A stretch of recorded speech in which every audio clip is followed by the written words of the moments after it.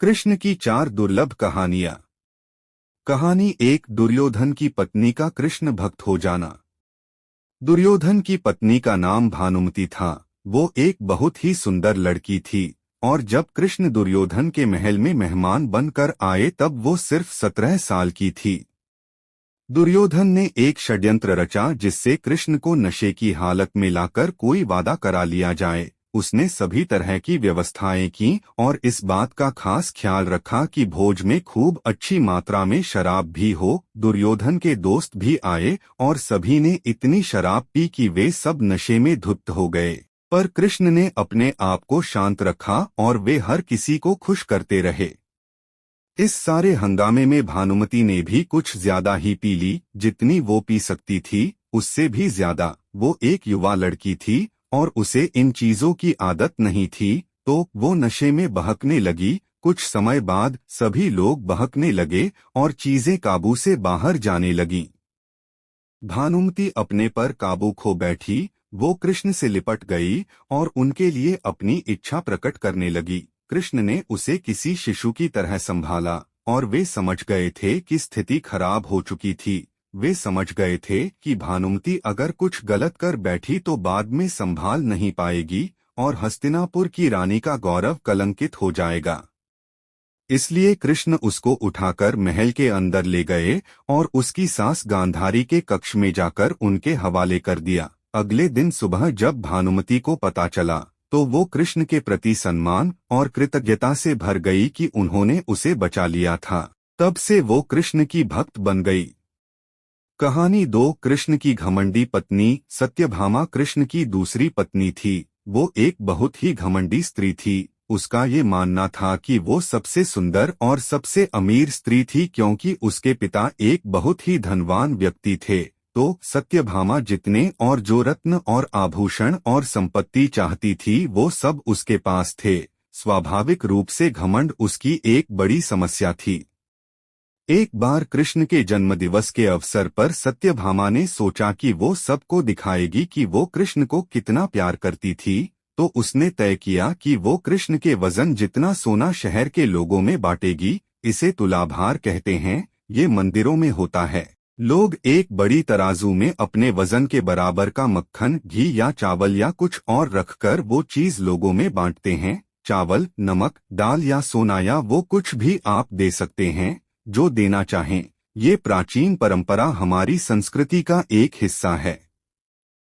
सत्यभामा ने तुलाभार की व्यवस्था की। लोग बहुत प्रभावित हुए पर कृष्ण पर इन बातों का कोई असर नहीं हुआ। वे जाकर तराजू के एक पलड़े पर बैठ गए। सत्यभामा जानती थी कि उनका वजन लगभग कितना है और उसने उतना सोना तैयार ही रखा था, पर जब उसने सब सोना दूसरे पलड़े पर रखा तो कांटा जरा भी नहीं हिला। कृष्ण का पलड़ा थोड़ा भी ऊपर नहीं हुआ। ऐसा ही कुछ तब भी हुआ था जब कृष्ण एक शिशु थे। एक राक्षस आकर उन्हें ले जाने लगा। तब कृष्ण ने अपना वजन इतना बढ़ा लिया कि राक्षस वहीं गिर पड़ा और कृष्ण ने उसके ऊपर बैठकर उसे कुचलकर मार डाला। क्रिया योग में एक ऐसा तरीका है जिससे कोई योगी अपना वजन बढ़ा या घटा सकता है। ऐसी बहुत सी कहानियां हैं कि ऐसे योगी भी थे जो पहाड़ की तरह भारी हो जाते थे। तो इस बार भी कृष्ण अपना वजन बढ़ाकर तराजू में बैठ गए। सत्यभामा ने उतना सोना दूसरे पलड़े पर रख दिया था जितना उसके हिसाब से कृष्ण के वजन के बराबर था, पर कुछ हुआ ही नहीं। तब तक शहर के सभी लोग ये घटना देखने के लिए आ गए थे। तब उसने अपने नौकरों से वो सभी गहने मंगवाए जो उसके पास थे। एक के बाद एक वो गहने डालती जा रही थी और सोच रही थी कि काम हो जाएगा, पर कुछ नहीं हुआ। तब उसने वो सब कुछ भी रख दिया जो उसके पास था, पर पलड़ा जरा भी नहीं हिला।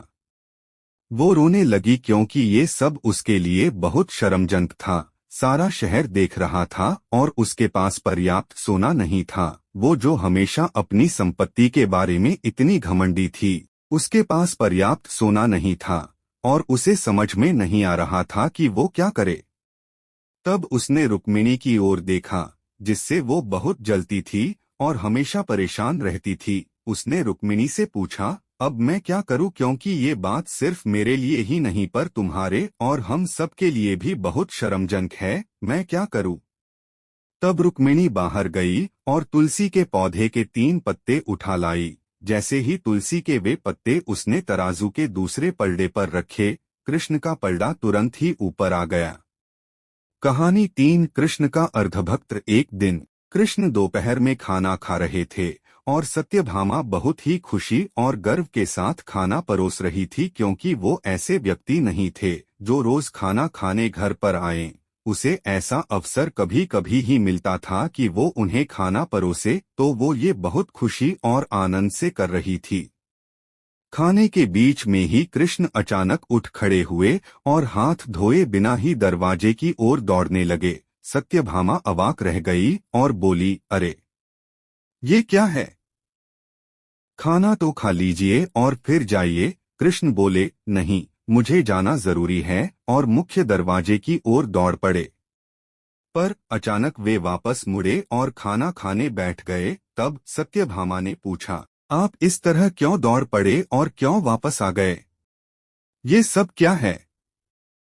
कृष्ण ने जवाब दिया, मेरा एक भक्त जंगल में बैठा था और उसके जीवन प्राण ही कृष्ण कृष्ण कृष्ण हो गए थे। मैंने एक भूखे बाघ को उसकी ओर आते देखा तो मुझे जाना पड़ा। मैं दरवाजे तक पहुंचा ही था कि उस बेवकूफ ने पत्थर उठा लिया, तो मैं वापस आ गया। अब उसे अपने आप ही अपनी परिस्थिति संभालने दो। कहानी 4। कृष्ण के सिरदर्द का इलाज। एक बार कृष्ण के जन्मदिवस के अवसर पर उत्सव मनाने के लिए बहुत बड़ी तैयारियां की गई थीं।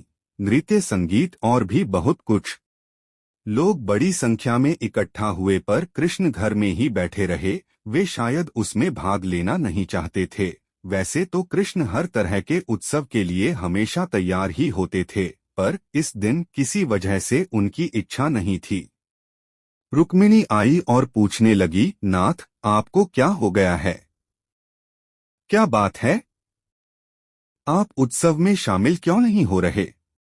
कृष्ण बोले, मुझे सिरदर्द है। हमें नहीं मालूम उनको वास्तव में सिरदर्द था या नहीं। हो सकता है कि वाकई हो, और ये भी संभव था कि वे नाटक कर रहे हों। उनमें वो योग्यता थी। रुक्मिणी बोली, हमें वैद्यों को बुलाना चाहिए। तो वैद्य आए, उन्होंने हर तरह की दवाइयां दी। कृष्ण बोले, नहीं, ये सब चीजें मुझ पर असर नहीं करेंगी। लोगों ने पूछा, तो हमें क्या करना चाहिए? तब तक बहुत सारे लोग इकट्ठा हो गए थे। सत्यभामा आई, नारद आए, हर कोई परेशान था। क्या हो गया?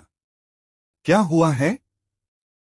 कृष्ण को सिरदर्द है, हम उन्हें ठीक करने के लिए क्या करें?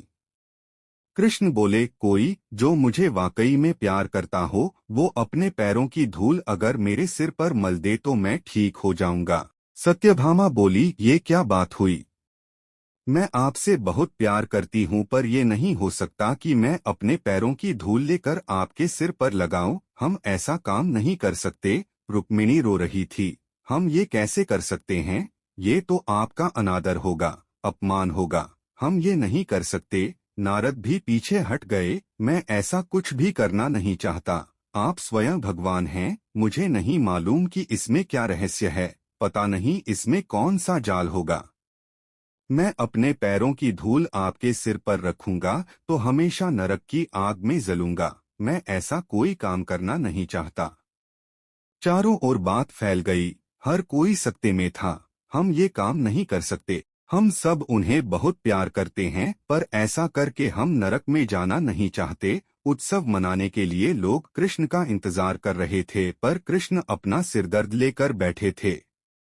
फिर ये बात वृंदावन तक पहुंची।